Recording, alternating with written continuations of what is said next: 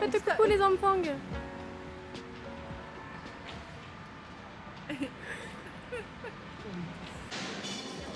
C'est pas esthétique.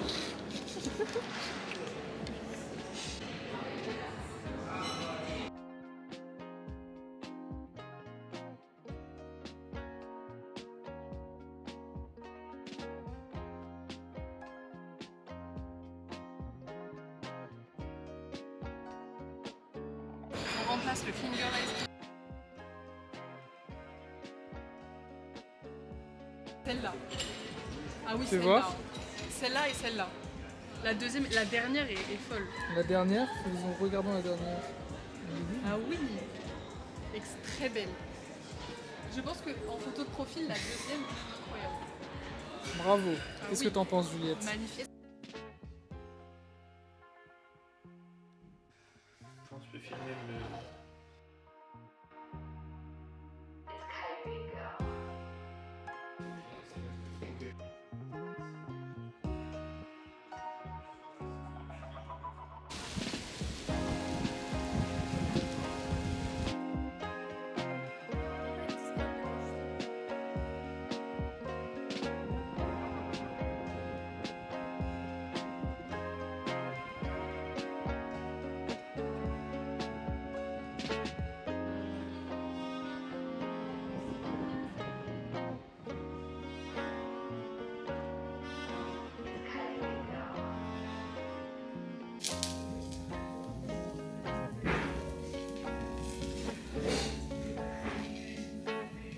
Je trouve assez fascinant. Normal, du coup il avait loué un costume de 1000 balles pour...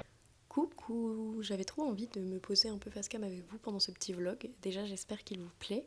Là je suis à Rennes chez mon copain et je voulais qu'on papote un peu de l'anxiété sociale parce que je me suis rendu compte que là dans ce vlog vous allez vous dire que je sors de ouf, que je vois plein de gens, que je vois plein de copains, qu'en fait mon quotidien c'est ça.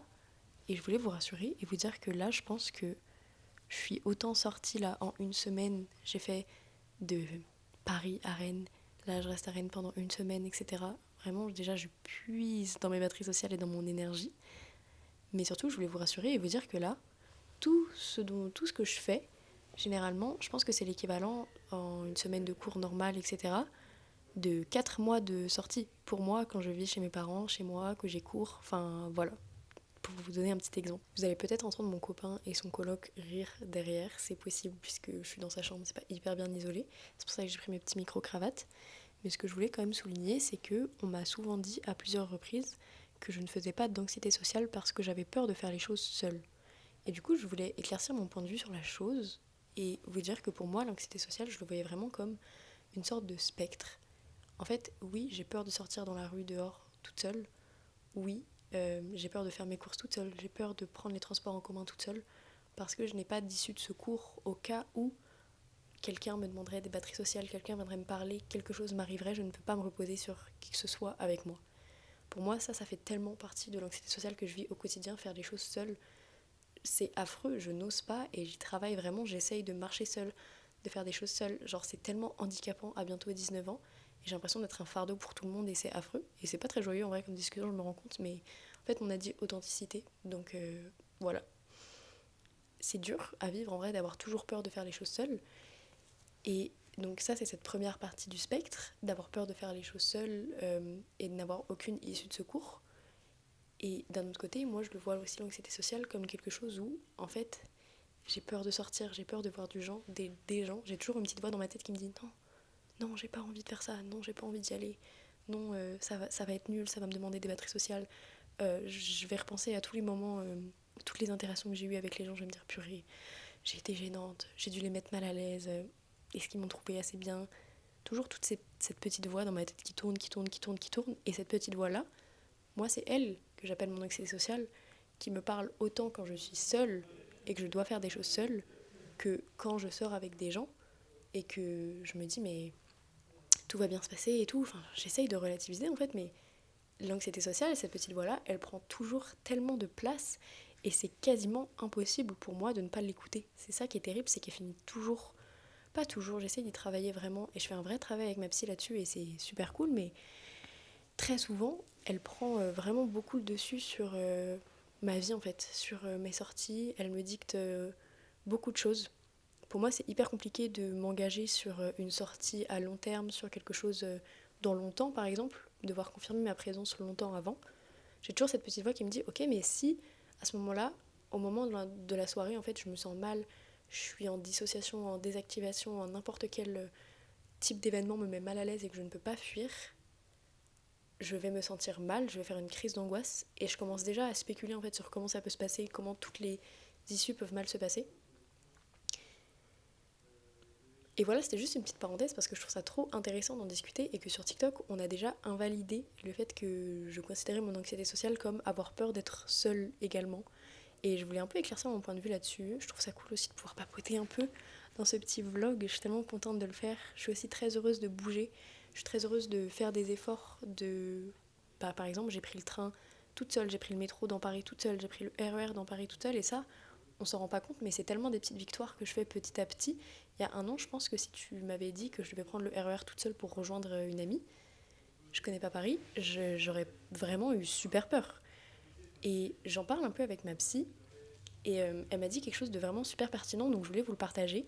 Elle m'a dit quand tu vis une situation sociale qui t'angoisse énormément et que tu arrives à faire l'effort de la surmonter, ou au moins d'essayer, je peux monter dans le RER, faire une crise d'angoisse et redescendre et faire demi-tour, mais au moins d'essayer.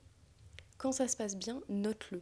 Donc moi j'ai un journal dans lequel je note très régulièrement ma vie, mon petit journal intime, mais pas numérique cette fois.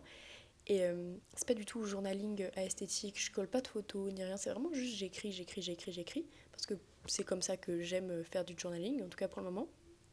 Et bah, elle m'a dit écris les moments où ça s'est bien passé, et quand cette petite voix-là, elle reprendra le dessus, ouvre ce carnet que t'as écrit. Quand une situation similaire, une proposition similaire arrivera à toi, relis ce que t'as écrit, relis ce que t'as aimé en fait. Et c'est tellement important de souligner les petites victoires qu'on fait. Juste, par exemple, là, je l'ai pas noté à Paris, et c'est en vous en parlant que je me rends compte que j'ai pas noté que j'avais pris le métro toute seule, j'ai fait 4 heures de train, j'ai fait 1 heure de métro, ensuite le lendemain j'ai refait du métro toute seule et tout. Et vous allez me dire, mais Mago, genre ça va de faire du métro et tout. Mais pour moi, ça me demande tellement d'énergie de d'anticiper constamment tout ce qui peut m'arriver, d'être tout le temps sur mes gardes. En fait, ça épuise toute mon énergie. Et là, du coup, je me rends compte que je vais pouvoir le noter pour que la prochaine fois que j'ai, par exemple, une proposition similaire ou que je dois me déplacer seule autre part, je relise ça et je me dise, mais tout s'est bien passé, t'étais capable de te débrouiller toute seule. You go girl. Hier soir, c'est pareil, j'ai vu des amis, ils sont venus et tout à l'appart de mon copain, c'était super chouette. Mais toujours 2 heures avant, j'ai cette voix qui rumine en moi de mais en fait là ils viennent, mais si jamais je suffoque, que je me sens mal, comment je fais pour m'échapper de cette situation? Et c'est pareil, ça m'empêche de sortir au bar par exemple parce que je me dis mais si je m'en vais, après j'ai 1 heure de route et que je dois rentrer toute seule, comment je fais? Voilà, c'était juste une petite aparté pendant ce petit vlog de papotage pour parler d'anxiété sociale parce que je vais en parler sur ma chaîne parce que j'en souffre, parce que je sais que je suis pas la seule personne qui en souffre et que c'est important d'en parler. Et voilà, je vais faire la voix off de ce que mon copain fait. Hop, salut à tous, donc aujourd'hui j'ai fait un super guacamole, il est délicieux, regardez-le, je touille et je touille. J'ai rajouté beaucoup d'épices dedans, principalement de l'ail, un peu de sauce piquante. Bon, voilà. Est-ce que j'ai grand chose d'autre à dire? Je goûte. Super.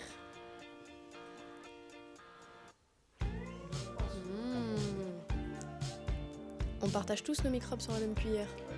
Oh, ça pique! Oh, dis donc, ça pique trop! Ça pique trop.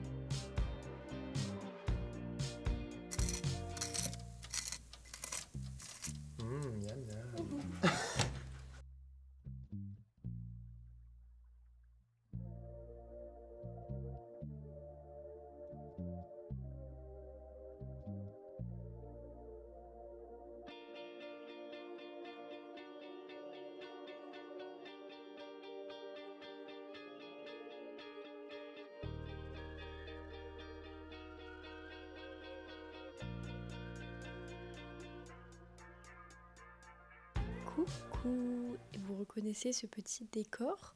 Je suis de retour dans ma maison, chez mes parents, dans ma chambre. Je suis très contente d'être rentrée. Comme vous avez pu voir avec tout le petit moment où on a parlé un peu d'anxiété sociale, là j'ai l'impression de pouvoir enfin me ressourcer, retrouver un peu mon calme, ma stabilité. Enfin vraiment j'ai l'impression de recharger mes batteries à 100% quoi. Et ça fait trop, trop, trop du bien. J'ai fait des petits ongles, donc je voulais vous les montrer. Regardez comment ils sont beaux, si le focus arrive à se faire. C'est Léonie, une fille qui me suit sur TikTok, qui me les a envoyés, genre à moi là, petite go dans sa chambre, on a envoyé des ongles aussi beaux, aussi bien réussis gratuitement, enfin genre, je suis tellement reconnaissante et je saurais même pas comment les remercier. J'ai fait une petite vidéo évidemment sur TikTok et je pense qu'à chaque fois que je vais les montrer, c'est-à-dire tous les jours tellement ils sont beaux, je vais dire mais allez voir le travail de Léonie. Sur TikTok et sur Instagram c'est Maze Nails. Elle me les a envoyés super gentiment, elle m'a envoyé un petit porte-clés qu'elle fait main avec des petits stickers, enfin vraiment elle est juste trop trop forte et elle mérite un max de commandes et de ce que j'ai lu, ses tarifs c'est entre 10 et 25 euros. C'est tellement rentable, je vous jure, ils sont tellement beaux. Bref, voilà. Merci beaucoup Léonie, si jamais tu passes par là, ça me touche tellement, tellement, tellement, tellement, tellement beaucoup. Et voilà, passons à la suite. Regardez Blue Jeans, donc avec mon copain et son coloc. Et honnêtement, je suis plutôt contente d'avoir vu ce film. Je savais pas trop à quoi m'attendre. J'ai scrollé un peu sur Mubi et tout. J'étais en mode, vas-y, qu'est-ce qu'on regarde? Et on a galéré à se mettre d'accord sur un truc. Celui-là, il avait l'air plutôt accessible. On était tous les trois en mode, ok, celui-là, il donne envie. Et du coup, on l'a regardé. Et je vais vous lire ma review Letterboxd. Je vais vous lire ma review Letterboxd. Comme ça va vous donner une idée un peu de ce que j'en ai pensé. Et après, je vais en papoter vite fait. Sachant que la prochaine vidéo, peut-être pas la prochaine mais celle d'encore après, je vais faire un bilan culturel de l'été, donc vraiment avec tout, je note tout depuis le début de l'été, livres, même podcasts, films, séries, voilà, pour vous donner un peu envie de regarder des choses si jamais ça peut vous motiver et puis recevoir vos recommandations aussi, ça me fait trop plaisir. Je change le micro de main comme je suis droitière et j'ouvre tout de suite mon Letterboxd. D'ailleurs, n'hésitez pas à m'ajouter, c'est J'ai mal au crâne, comme partout, comme sur Instagram aussi. J'ai pas beaucoup de gens sur Instagram. En même temps, je n'ose pas trop poster sur Insta, mais j'essaye de plus en plus. Donc si jamais vous voulez, même pour papoter et tout, Instagram c'est chouette. Anyway, on passe à Blue Jean. J'ai écrit. Tellement d'émotions et de confusion à la fois, l'oppression subie est si bien représentée par les journaux, la politique, la radio, les collègues, être détesté par tous jusqu'à se détester soi-même. J'ai adoré la représentation de la communauté lesbienne et des différents profils, de l'entraide et du sexe. Si je souligne cette partie du sexe lesbien, c'est parce que j'ai regardé. Attendez, je sais plus c'est quoi le nom en français. J'ai regardé Blue is the warmest color il y a bientôt 1 an, pardon pour mon accent terrible, et c'était mais tellement nul. Genre vraiment, je suis choquée de à quel point en fait ils ont. Ça se voit que ça a été réalisé par un homme en fait. Genre je suis désolée, mais les scènes de cul de 20 minutes qui étaient tellement pas réalistes en fait de l'amour lesbien et de. Alors oui, de ce que ça peut être, mais ça a fait une généralité, je trouve, du sexe lesbien genre agressif et juste. J'aime bien cette phrase, j'en avais discuté un jour avec un ami à moi qui m'a dit c'est de la pornographie pour les riches, en fait. C'est ceux qui ont les moyens de se payer un billet au cinéma et vont voir ça. C'est de la pornographie pour les hommes riches et j'avais trouvé que c'était très vrai. C'est vraiment male gaze jusqu'au bout, quoi. Et même, il n'y avait pas du tout eu d'évolution du personnage dans le film. C'était la go, elle commence, elle doute, elle sort avec une meuf, trop bien, elle se découvre, machin, machin, machin. Enfin, elle découvre les grosses fesses d'une autre femme. Et après, en fait, elle revient à la case départ. Elle la trompe avec un homme, elle est toujours pas sûre d'elle. Il n'y a eu aucune évolution identitaire, en fait. Moi, je voyais ça comme une vraie quête identitaire, parce que découvrir ton identité non hétérosexuelle, c'est remettre en question toute ton identité, toute ta construction sociale, en fait, tout ton entourage. Et là, mais il n'y a eu aucune évolution. Enfin bref, On parlait pas de ça à la base, je suis désolée, mais juste je voulais dire que je déteste ce film. Et je pense légitimement. Du coup, pour Blue Jean, au début, je me suis dit, purée, je vais mettre 3 étoiles, la fin, il n'y a pas vraiment de fin, je trouve ça dommage, j'ai l'impression que la fin, elle est bâclée et tout. Et en fait, j'ai réfléchi, et la fin est grave pas bâclée, c'est juste qu'il n'y a pas de fin parce que le film parle de l'homophobie. Et il n'y a pas de fin à l'homophobie, c'est juste, le film se termine, elle retourne travailler comme d'habitude, et elle a fait des efforts du côté affectif de sa vie, elle a fait des efforts d'un point de vue identitaire et d'un point de vue d'aide dans la communauté lesbienne. Je m'exprime très mal, mais ce que je veux dire, c'est qu'il y a jamais de fin à l'homophobie en fait. Et je trouvais que c'était super beau de le souligner que oui, bah, le film il se termine pas avec une happy ending, mais parce qu'il n'y a pas d'happy ending. Il y a des gens qui se suicident tous les ans parce qu'ils sont homosexuels. Il y a des gens qui sont tués tous les ans parce qu'ils sont homosexuels. Genre, pourquoi on mettrait une happy ending là où il n'y en a pas? Genre, ce serait complètement con de faire ça. Et voilà, j'ai pris conscience de ça. C'était un super film. En tout cas, voilà. Ça va faire une petite semaine que je filme. On est samedi. J'ai commencé à filmer dimanche dernier. J'ai pas filmé tous les jours. J'ai peut-être pas filmé les meilleurs moments. Il y a un bout de cheveux qui remonte. Ça me stresse. Excusez-moi. Mais je sais que je vais m'améliorer, que je suis en train de m'améliorer. Et en fait, j'ai envie de dire, c'est pas grave si c'est pas parfait. J'apprends vraiment à juste ne pas chercher la perfection. J'essaie de me dire, c'est ok, c'est ok. J'essaie d'être juste tolérante envers moi-même parce que je le suis envers le monde. Et je me dis, mais Mago, pourquoi t'es pas tolérante envers toi-même en fait? Genre, c'est pas grave de faire des vidéos pas ouf, c'est pas grave si la lumière elle marche pas bien de temps en temps, c'est pas grave si le son il est pas ouf. J'essaie de mixer un peu, en tout cas de gérer le son dans mes vidéos YouTube pour que bah, quand il y a des musiques ce soit pas super fort et quand il y en a pas, pas du tout fort.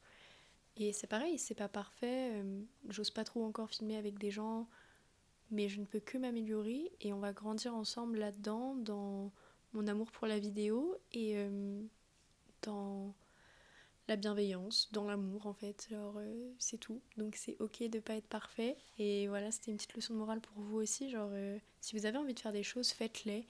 Moi je sais que, vous voyez, j'ai attendu d'avoir du matériel pour pouvoir faire mes vidéos YouTube, genre d'avoir une petite caméra, là j'ai mon petit micro et tout.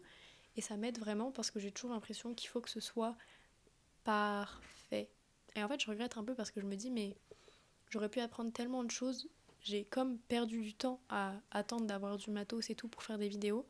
Alors que pendant tout ce temps-là, j'aurais pu apprendre d'autres choses. Apprendre le logiciel de montage par exemple, même si c'est pas avec une caméra, même si c'est pas avec un micro. J'aurais pu apprendre plein de choses. Et voilà, je me lance maintenant, c'est cool, je m'éclate bien, j'ai la qualité que je voulais, même si elle est toujours à revoir et à améliorer. Mais voilà, on va s'améliorer ensemble. I know it. Et je vous fais des gros bisous. Merci d'avoir regardé ce petit vlog. J'espère que le reste vous plaira et que ce sera à la hauteur de vos attentes. Ouh là là, je bégaye.